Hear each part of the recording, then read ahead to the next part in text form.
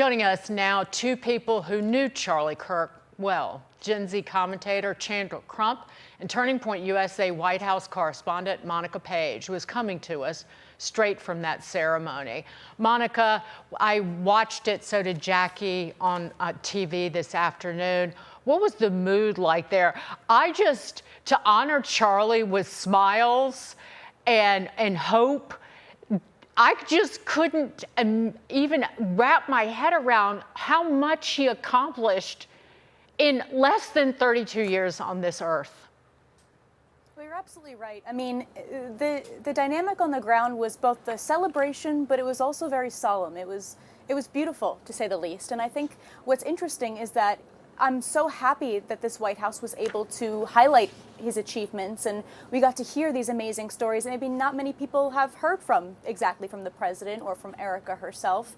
But I do want to say the mood was very light.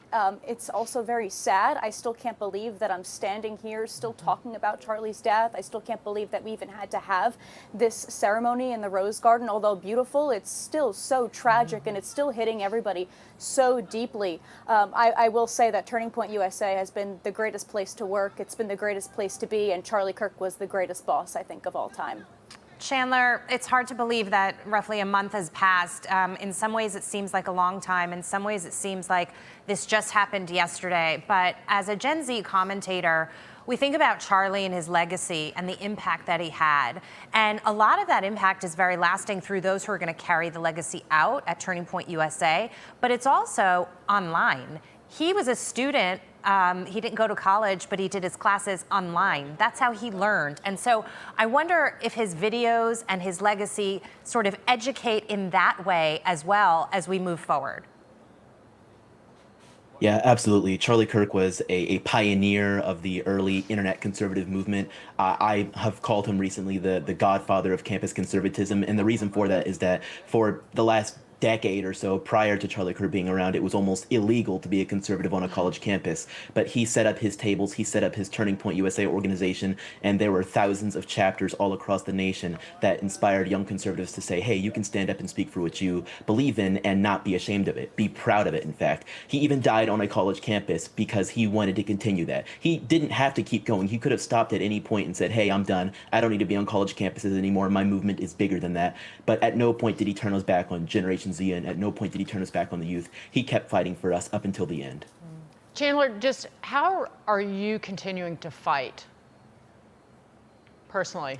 Every single day, I'm continuing, doing social media, doing conservative commentary very similar to Charlie Kirk. I also work on the ground, so I've door knocked before. I've worked very closely with a lot of conservative activists, and continuing to go to Turning Point events as well, I think is a fantastic piece of it. I actually just registered to go to America Fest today, so I'm going to be there. I've actually went to every single America Fest that has ever happened, and this is going to be the first America Fest without Charlie Kirk. I've been to so many Turning Point events. In fact, behind me you can see the pamphlet I received in October of 2018 when I went to the Young Black Leadership Summit. That's where I met Charlie Kirk. I was 14 years old at the time, and he was 25. I'm 21 now, and he was 31 when he passed. Today would have been his 32nd birthday.